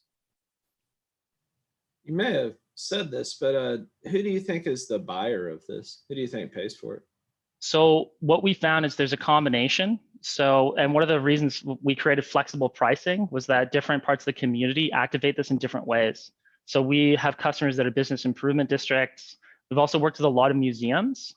Sometimes it's a nonprofit organization that has a storytelling objective that they want to make more accessible or more interesting and engaging. Sometimes it's the city itself directly, and there's been a high interest in cities that have a smart data strategy related to tourism and small business. So the city will often provide upfront funding to create augmented reality that engages, but then there's an ongoing cost for all of the analytics that we provide reporting on. And that kind of applies to economic development corporations and chambers of commerce, which we've also had as co-funders. And typically in a city, there's multiple funding sources that come together as it builds up as a bit of a grassroots project. Thank you. Looking at your application, it looks like you have a fully functioning application, but you need the funding to facilitate the arts and additional development and content generation. Is that correct? That's exactly right. So the technology works really well, but what we need to do is study the local history. We need to talk to people locally. We need to engage, learn the stories that are going to matter the most. Also clearly identify the program by interacting with stakeholders and really looking at what's the region of interest that we want to activate and who are the stakeholders involved, getting them all engaged and finding that story that's going to really get the local community excited. And then the other resources are really just generating art and interactivity in our experiences. All right, I think we're at time. So thank you again for that presentation. Coral, you're up next. If you'd like to go ahead and get set up. Thank you, Ben. Could I just quickly check if my GIFs are not too laggy? Like, is the frame rate okay for this? Go ahead. Everything looks great. It's coming through right. Right. Okay, I'm gonna get started. And we can hear you clearly. So as soon as you get into presentation mode, you can go ahead and begin. Thank you. So hi everyone, my name is Brian, and today I'll be presenting my startup Coral. So in 2020, we crossed the virtual event horizon because coronavirus kind of forced our hands. As you can see, there's already projected massive growth in the virtual events market, and it's only going to get even bigger because we've been just doing virtual events all the time, like right now. And we know it's here to stay because in a recent 2021 study by Visibo, it said that 93% of event professionals plan on investing in virtual events moving forward. However, this is what our virtual conferences and meeting platforms look like as of today. You know, there's a entirely new syndrome called Zoom fatigue that this has caused. And another big problem with this is that only one person can talk at a time. So other social functions like parties or networking events or happy hours are just simply impossible through these one conversation platforms. And then when people are unable to genuinely socialize, they're left stressed out, unengaged, and alone. And this problem affects hundreds of millions of people today because of the coronavirus. So I'm introducing Coral. It's a smartphone app that provides virtual event organizers an engaging AR environment where people can genuinely socialize. So I have a GIF demo here. So this is the app. You first type in your name, then you type in an event code to log into a specific event. Once you do, you can scan the ground to pick an origin. And then about that origin, you'll place an AR environment where you can walk around as if you're really there. Now, the second part is Coral's secret sauce. The thing is, multiple people can log into the same AR environment, and they're represented by an avatar. For now, I'm using an R2D2. And people can walk up to each other, and their positions relative to the AR environment are recorded and synced online to the avatar. So if you look on the left, this R2D2 spins as the person who's controlling the avatar rotates. And what this does is it creates this immersive environment where people can actually communicate. People will use proximity voice chat to actually talk to each other through their avatars. And through this, user experience, you can walk up to people and start a conversation, just like as if you're there in person. If you had lots of avatars in a virtual event space, they could break up into separate groups and have side conversations, just like in real life. But unlike real life, Coral is completely virtual, so it's not limited by like physical restraints. You can have people from all over the globe in one room, just talking together, just hanging out as if they were there in person. The possibilities are endless. So the pricing model I'm going to do for this is there's a free tier, a $200 tier, and a $500 tier. And this is modeled after competitors in the virtual event space. And there's based off like how many users are in each tier. So far my roadmap, this is as of today, I've completed goals such as developing the MVP, gaining pre-seed support such as mentor networks, and a little bit of seed money. And I've also done independent customer validation. And then from today, I hope to raise funds and then complete and release the beta app.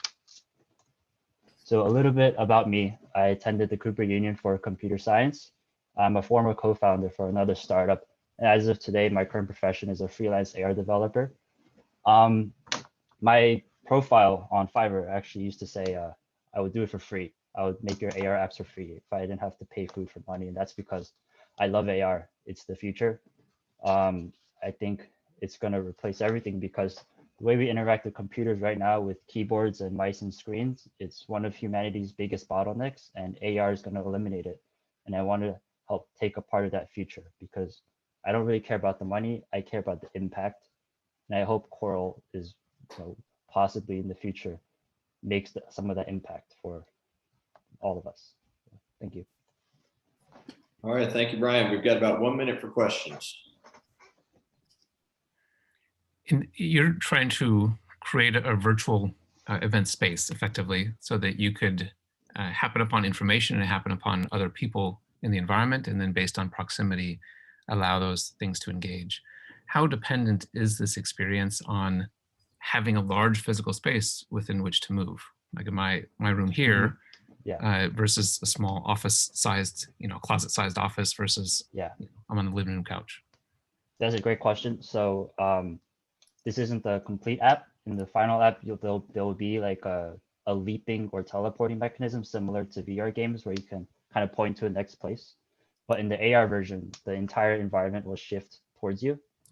So then you don't have to have a physical space the same size as the AR size. You can kind of shift the space towards you and remain within the physical space that you have. All right. I think we're going to have to stop there based on time. Thank you for that. Great demo and presentation. Next up, Lever Studios. As we get almost to the finish line, last two presentations. I believe that these were all selected in random order, by the way, so nobody was rewarded or penalized on the order in the day. But whenever you're ready, Mike, go ahead and start. All right. So audio coming in okay? Yes, we can hear you. Great. Thank you. My name is Mike Wallace. I'm a technical producer and creative director. I spent the past 20 years working in higher education, developing educational technologies, and producing digital content. But the most exciting part of my recent career has been experimenting, inventing, building, and deploying immersive media solutions for education, audience engagement, public art, and museum-based exhibits. Several years ago, I collaborated with my colleagues to create the Raleigh Spaces project, a series of virtual experiences that connect us with local artists and takes us inside their creative spaces.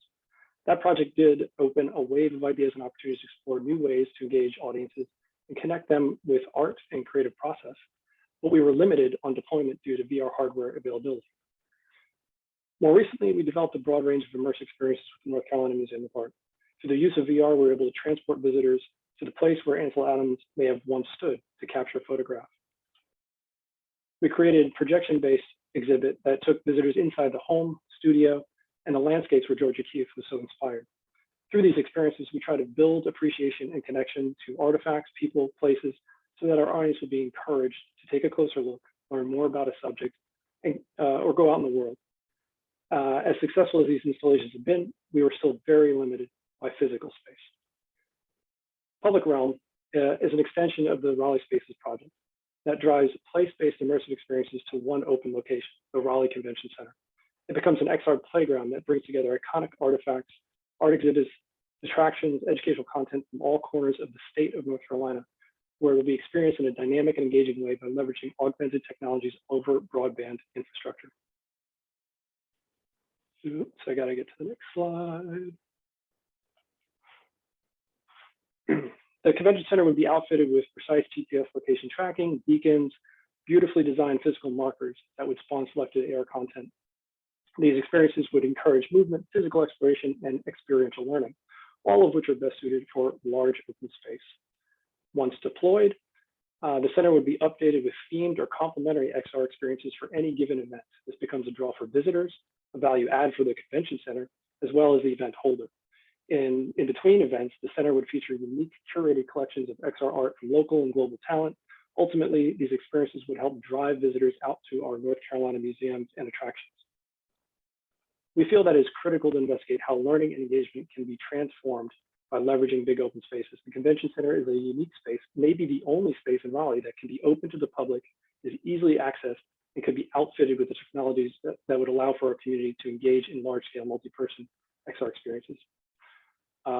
When the big manufacturers launch their next generation of XR devices, the convention center would be fully equipped with an established platform, applied knowledge, and deep collection of produced and curated content. The center then becomes a hub for innovation and a test bed for future technology. This effort brings together a broad range of experts, experiences, existing partnerships, and years of successful XR projects that have been deployed at a number of local institutions, municipalities, and global companies. Our hope is that Public Realm becomes the new model for XR-enabled learning and entertainment spaces, and an inspiring platform for sharing immersive content to large audiences. Thank you. All right, thank you, Mike. Any questions from our panel? What seems to be my favorite question for these sessions so far is, what's the differentiating factor? If I'm not mistaken, museums like the MoMA has something that's quite similar. So again, what's the differentiating factor? I think for me, our focus is on user engagement and user experience design. So we've produced these amazing experiences for various museums in the area, and really facilitating that ability to produce content, really unique content that then becomes a saleable and marketable item that can be distributed in other convention centers. But we want to produce these experiences for the Raleigh Convention Center to draw people in specifically to that location. So Mike, would the product then be a suite of experiences that you could adapt to and reuse for each and every convention center or public space? I think so, right? And one of the drivers here is a gap in content, like really beautifully produced content, right? The VR industry has seen that. I think that the AR industry will see that as well. But yeah, we really want to drive the creation of a very deep and rich collection of produced content. All right, I think we're at time. Thank you very much, Mike. Great job. And Starit is up for our final presentation. Let you go ahead and get set up. Okay. All right, Saeed, we can hear you and see your slides. Awesome. Okay. Go for it.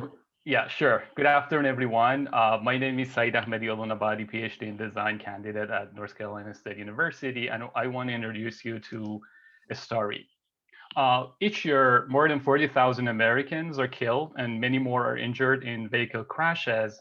About 16% of these traffic fatalities involve pedestrians, which amounted more than 6,000 in 2020 despite pandemic lockdowns. In 2019, US pedestrian death hit highest level in 30 years. The situation is even worse for low-income populations and communities of color. People walking in lower income areas are killed at much higher rates compared to people walking in wealthier neighborhoods. And pedestrian fatality rates for African Americans, Latinos, and Native Americans are considerably higher than whites. And by the way, North Carolina was identified as the 13th dangerous state in the US for pedestrians in the past 10 years. This tragic loss of lives could have been prevented by designing safer streets for pedestrians, particularly those disproportionately suffering from death and injuries. Complete a Street is an urban design and planning approach to design, operate, and maintain safer streets for everyone, regardless of ethnicity, income, or transportation mode. To ensure that complete street policies are inclusive, the needs of those in underrepresented communities should be prioritized. One effective way to do that is by engaging all stakeholders in the design process through civic tech and GovTech initiatives. Governments now realize that it's worth spending money on technology solutions that will not only appeal to citizens, but make their business smarter and more accessible. Among different types of technologies, smartphones are the only one that cross over racial and ethnic groups equally, and therefore are great choices to use. To make civic technologies intuitive for everyone, it is paramount to prioritize distributing information through visual elements, because almost 90% of human sensory input is visual. Yet, most of the complete street designs are communicated through 2D drawings, which are not always effective and may result in a misunderstanding of future interventions. Therefore, there is a need for a smartphone-based solution that offers unique visual potential. Our solution is Start, a mobile AR app to inform all stakeholders about existing and future complete street projects in a visually intuitive way. Residents will use Start to experience 3D models of complete streets and all related diagrams and graphs at once from the palm of their hands, and choose the one that best suits their needs. At home, users select complete street projects from the integrated mapping service, for example, Google Maps, view different alternatives for each location, and choose their preferred alternative. If used in a meeting, in addition to what is offered at home, users point their devices to a large scale printed map and view AR digital twins of complete street alternatives.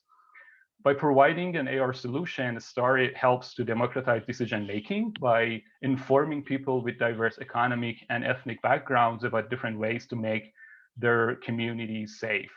What we are looking for are XR developers and partners in the local government and communities for proof of concept and prototyping. Join us to revitalize communities one block at a time with Start. And thank you very much. We are available now for any questions from the audience. All right, thank you, Saeed. Final opportunity for our panel of judges. So this is a question about content. Would you then be responsible for generating all those complete streets models? How are you going to approach or tackle that? Very great question. So we need to actually use the complete street projects that city or county are envisioning or implementing. So we need to get that content from them. And that was the reason that any partnership with a local government would be helpful to provide us with the content. But in terms of making 3D models, yes, of course, we can do it ourselves.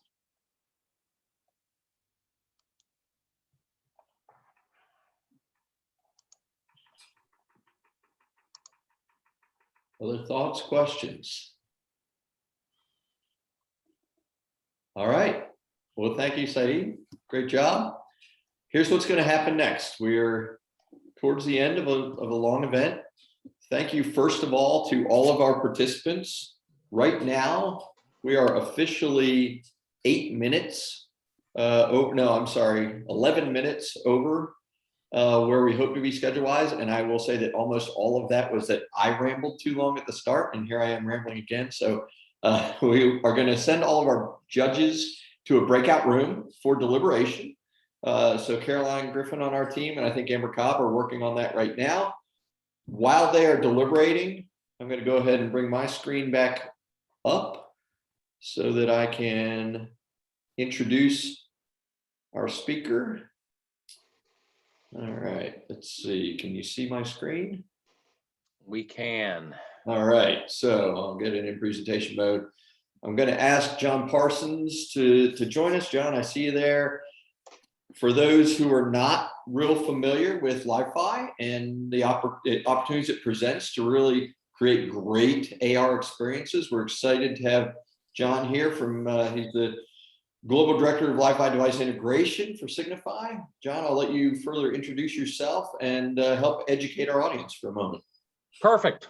Thank you so much. The presentations were fantastic. So let me share my screen. Let me see if I can get that up and operational. And all right, we've got you. Just jump in presentation mode. You'll be ready to go. perfect. Let me get the presentation mode. And we've got your desktop now. So if you're in dual screen, you may need to swap monitors. Let me see. How do I do that? Where am I? Or drag the presentation over to the other side, whichever you. Yeah. I don't know. It wouldn't be a Zoom presentation without once or twice having a little challenge like this, right? Well, there we go. Is that better? I still see your desktop.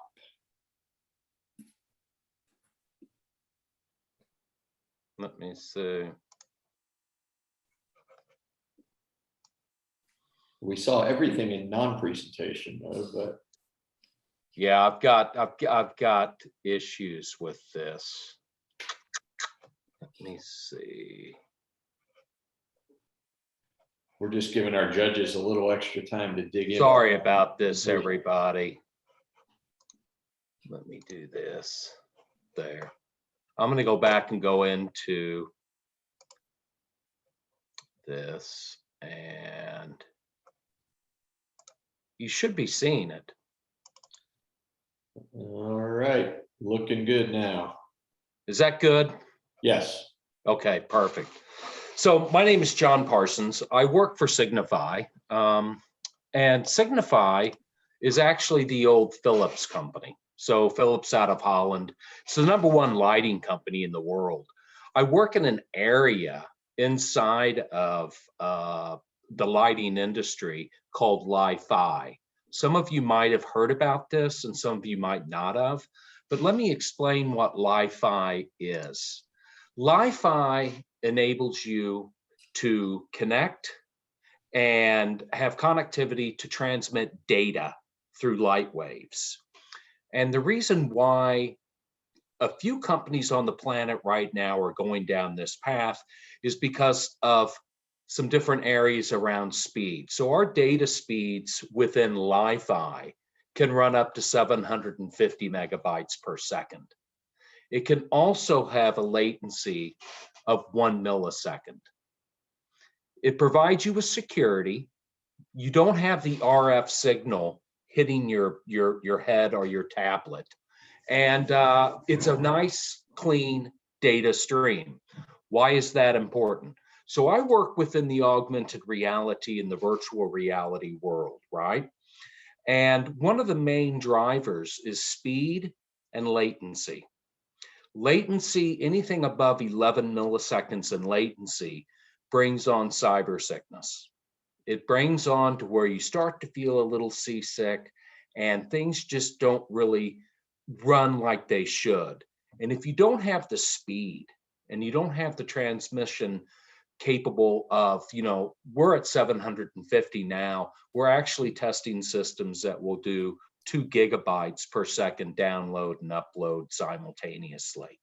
And so within this space where I work is taking Li-Fi and incorporating it into AR and VR devices so that instead of having to use Wi-Fi or a cable, you can use light. And you say to yourself, well, where is this going to go? The future of what we are looking at is that your lights in your offices or outside or in cars will be able to transmit data at extremely fast and at high speeds with almost zero latency, the speed of light, right? So we're working within industries on automotive, healthcare, military, secure locations, all these different areas where you need to have really high speed, you don't want drop-offs, and you want really, really low latency. And so, the areas that we work on within the industrial environment or Industry 4.0 is I work in an area with cybersecurity, with the military and defense organizations, as well as the AR, VR, or MR, mixed reality side. And Vuzix today is one of the companies that has already launched a Li-Fi capable device so that you can use Li-Fi in a building to be able to receive your data instead of using radio frequency. And that's extremely important because if you are in the military or defense industries or healthcare where radio frequencies or Wi-Fi is not available or it's not permitted, the only way that you can then transmit data to one of these devices is being wired. And that's unacceptable in today's environment. And so that's where Li-Fi has come into play. Li-Fi, what's the history of it? It's actually been around a really long time, and we laugh. One of our senior directors has a lighthouse in his office, and he says that was the first Li-Fi, right? And so, you know, it's really been in development with the Philips Corporation for about 8 years. There's some great TED Talks out there that you can look up what Li-Fi is and where it's going. But the issue is that the radio spectrum out there is getting more and more and more congested, right? And so these new Wi-Fi 6 and the new protocols coming out with the new phones of 5G are not going to cut it. 5G is not going to cut into a building and offer you high-speed data and low latency, because the latency is the same because it's a radio frequency. And those radio frequencies are jam-packed. So think about when you're in a building and you see all these different Wi-Fi come up and you're looking at this, right? And you're thinking to yourself, wow, there's a lot of people online. Well, guess what? They're also online and they're vying for space to be able to transmit and receive data. Li-Fi doesn't operate that way. It's line of sight. You have to be able to see the light, and we use infrared lights, right? We can also use blue lights and red lights in industrial settings. So you would actually see a beam going across a building, and that beam is what we call wireless fiber optic, and those are running at around 1 to 2 gigabytes per, or 1 to 2, gigabytes per second, transmitting data across long areas, 25, 30 meters. The longest that we have seen being done is up to 40 kilometers, right? So you can transmit data 40 or 50 kilometers using light waves, and that's extremely fast, safe, and secure. Where this is going to end up going is in these areas to where there's really big challenges in AR and VR. Because if you're in these large factories where you have steel beams or you've got welding going on, or you're in secure areas, or you're inside a metal tube, a structure, a submarine, you're building a submarine, you're building aircraft, Wi-Fi just doesn't work as well as it should, and there's a lot of cutoffs. But using light waves, it's extremely safe and fast. And people will say to me, well, why don't we just use, the 60 gigahertz? And, a lot of schools in Europe and a lot of people in Europe and in North America are saying, I don't want 60 gigahertz coming right into my brainstem and transmitting data. And that's where light is it's safe. It's infrared light, and it's just beeping so fast. You can't see it with your own eyes, but it's there, and it's transmitting data beautifully. And so the areas that we work in for Li-Fi is where radio's not permitted. Oil and gas can't have Wi-Fi, right? Mining can't have Wi-Fi. Anything around military or defense, it's a security issue, or labs, it's a security issue. So we only work in certain areas of this industry, and where we work is with the different AR and VR devices so that they can be untethered, they can have extremely high speed, right, and low latency. The virtual reality world's a little different, and they need high speeds and they need low latency. But the issue is that you have to actually have the beam follow the headset. in order to be able to get the speeds that you need for the newest virtual reality devices. And so many companies, Samsung, Panasonic, Philips, Microsoft, we're all working as fast as we can to unlock the ability to use Li-Fi in these settings and be able to track a person or track an object.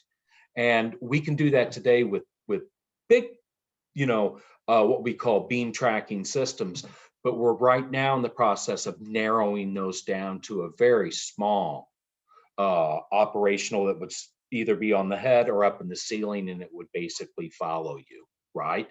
And then it would transmit that data at extreme speeds.